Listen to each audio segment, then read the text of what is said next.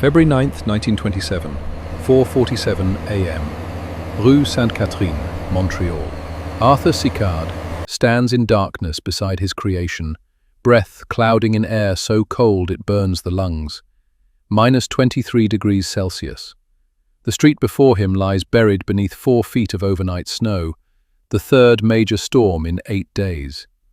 Behind him, his machine idles, a hulking silhouette of steel and ambition that has cost him everything he owns and $13,000 he doesn't have. His hands, blackened with grease and cracked from cold, rest on metal still warm from the engine. The city sleeps under its white siege. By dawn, merchants will arrive to find their storefronts entombed. Horses and men with shovels will begin their futile excavation, the same medieval ritual Montreal has endured for 200 winters. The same ritual that killed 3 men last year, buried under collapsing snowbanks. The same ritual that Sicard believes ends this morning. He pulls the lever. The beast roars to life. Montreal exists in defiance of reasonable human habitation. Average annual snowfall, 210 centimeters. Record snowfall, 383 centimeters in a single winter. Temperatures that plunge to -35 Celsius for weeks at a time. A city of 800,000 souls, built on an island in the St. Lawrence River, enduring winter conditions that would depopulate lesser settlements. By 1927, the city's relationship with snow had reached a breaking point. The population had doubled in 20 years. Streets that once accommodated horse-drawn sleighs now choked with automobiles and streetcars. Every major storm triggered the same catastrophic paralysis. Commerce halted, hospitals unreachable, fires spreading while equipment sat trapped in frozen streets. The city employed 3,000 men with shovels. They loaded snow into 600 horse-drawn carts. On a good day, they cleared perhaps 20 kilometers of the city's 1,100-kilometer street network. The snow didn't disappear. It couldn't. Men shoveled it into banks along sidewalks that grew higher and higher until streets became canyons, sunlight blocked, pedestrians walking in tunnels of ice. Children disappeared into these banks and suffocated. Horses broke legs stepping blindly from cleared street into 5-foot drifts. The banks themselves became weapons, collapsing without warning, crushing whatever stood beneath. In January 1925, a blizzard deposited 64 centimeters in 18 hours. The city stopped. Completely. Streetcars abandoned mid-route, their passengers trudging home through waist-deep snow. Factories closed, food deliveries ceased. For 5 days, Montreal was an Arctic ghost town, its streets impassable monuments to nature's indifference. The mayor, Médéric Martin, stood in City Hall surrounded by complaints, petitions, and barely contained rage. "Gentlemen," he told his council, "we cannot shovel our way out of this." Someone needed to invent a different answer. Arthur Sicard had watched horses die in snow since childhood. Raised on a farm outside Montreal, he understood winter as both necessity and enemy. At 15, he watched his father and 6 neighbors spend 11 hours digging a single kilometer of road, clear enough for a doctor to reach a dying child. The doctor arrived too late. The child was 7 years old. That image followed Sicard into adulthood. While studying mechanical engineering, while working for Montreal's streetcar company, while tinkering in workshops late into frozen nights, he became obsessed with a single question. Why did humanity still fight snow with shovels? His inspiration came from an unexpected source. Grain threshers, those rotating drums with curved blades that separated wheat from chaff. What if the same principle, a rotating mechanism that gathered and expelled material, could be applied to snow? In 1894, Sicard filed his first patent. Apparatus for removing snow. The device remained theoretical, a beautiful idea without the engineering to make it real. Internal combustion engines were still primitive, unreliable. Manufacturing costs prohibitive. He needed 20 more years of technological advancement. By 1925, those years had passed. Automobile engines had become powerful and dependable. Steel manufacturing had improved, and Sicard, now 53 years old, had refined his concept into something buildable. a self-propelled machine with a rotating auger that would gather snow and feed it into a high-powered fan, blowing it through a directional chute. He approached the city. They laughed. Approached private investors. They declined. Winter snow removal, they explained, was an employment program. 3,000 men with shovels meant 3,000 families fed through winter. Why replace them with an expensive machine? Sicard mortgaged his home, borrowed from family, emptied his savings. He built the prototype himself in a rented garage, working through the winter of 1925 to 26, each piece of steel representing another dollar he didn't have, another hour he couldn't afford, another bet on a future no one else believed in. Total cost, $13,000, more than twice the price of a luxury home, the equivalent of 8 years' wages for a skilled worker.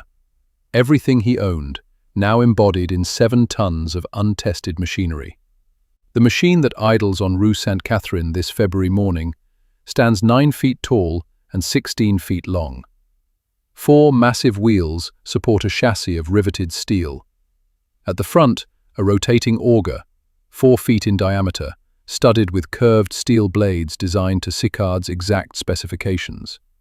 Behind it, a fan housing with a discharge chute that can rotate 360 degrees. The engine, a 6-cylinder automobile motor modified for sustained heavy load, produces 80 horsepower.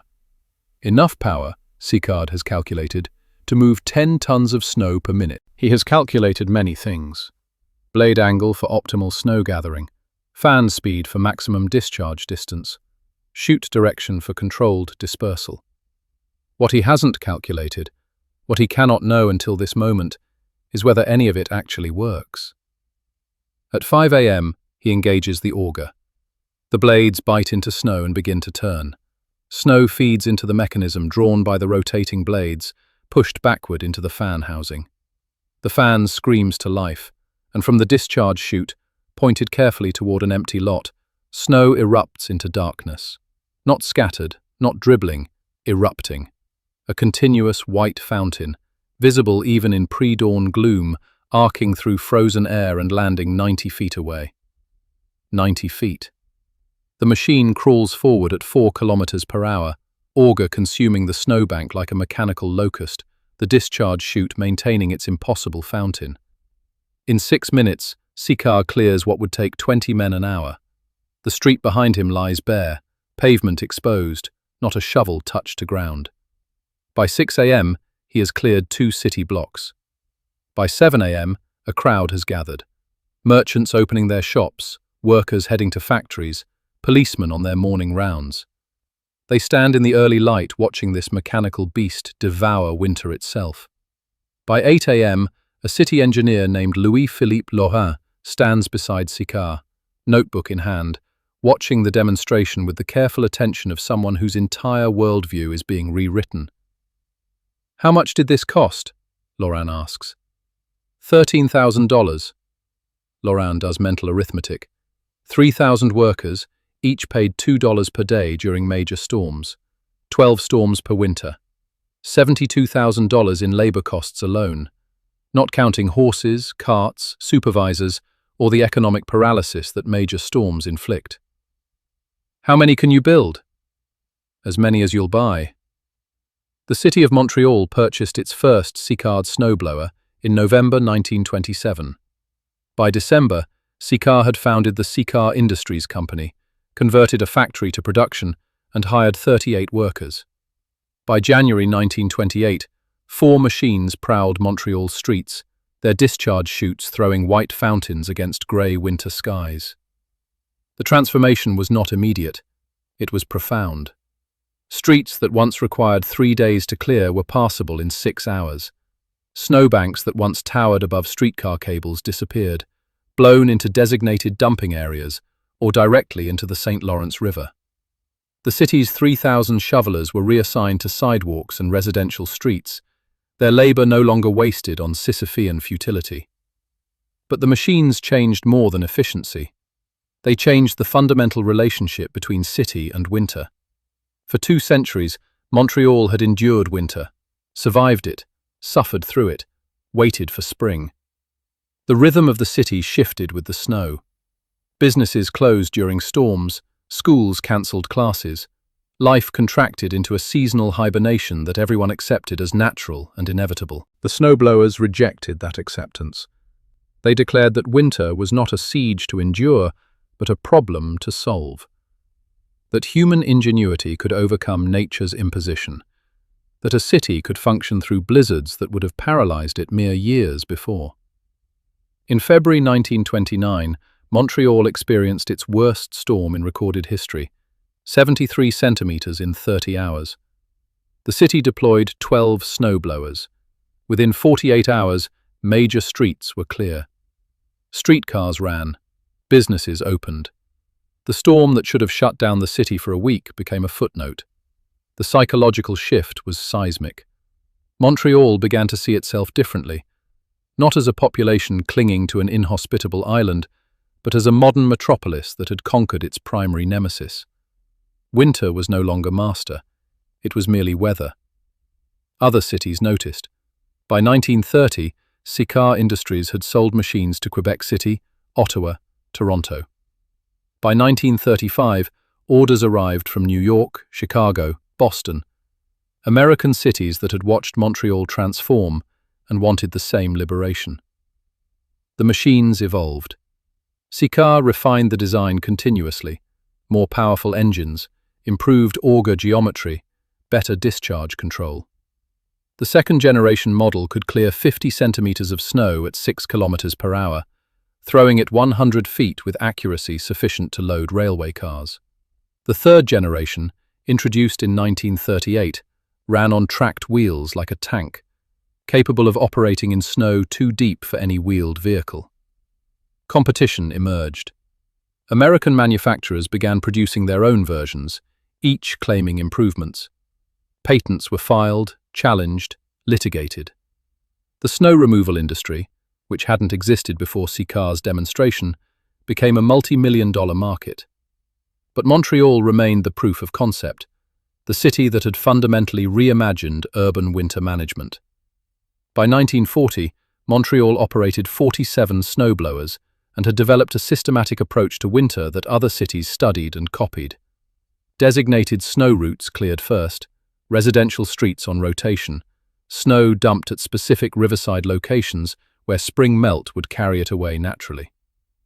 The city that winter once paralyzed had become the global authority on defeating it. Arthur Sicard died in 1946, age 74, having spent his final years watching his inventions spread across the Northern Hemisphere. His company survived him, continued manufacturing, eventually merged and evolved into larger entities. The original machines, those $13,000 bets, were retired to museums, monuments to the moment when human persistence overcame natural tyranny. Modern snowblowers bear little resemblance to Sicard's original design. They are larger, faster, more powerful. GPS-guided, computer-controlled.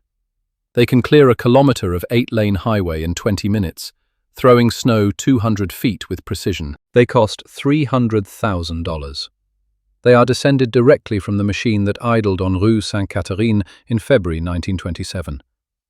Montreal still receives its 210 centimeters of annual snow, still endures its minus 30-degree cold snaps, still faces blizzards that would bury lesser cities. But the city no longer stops. It adapts, clears, continues. Its 900 kilometers of streets are cleared in choreographed efficiency, 500 snowblowers, 2,400 operators working in shifts that follow each storm like surgical teams following trauma. The city functions through winter now, not despite it, not around it, through it. This is Arthur Sicard's legacy, the radical notion that winter is a solvable problem, that human ingenuity, properly applied, can transform impossibility into mere inconvenience, that $13,000 and 7 tons of steel and one man's refusal to accept the way things have always been can reshape how a city, how every northern city, exists in the world. On a residential street in Montreal's Plateau neighborhood, there is a small plaque marking where Sicard lived during his years of development. Tourists rarely notice it. Residents pass it daily without thought. But every winter morning, when snowblowers rumble past, throwing white fountains against grey skies, the plaque's simple words carry weight. Here lived Arthur Sicard, who taught Montreal that winter could be conquered. Not endured, conquered. The machine proved it possible. The city proved it sustainable.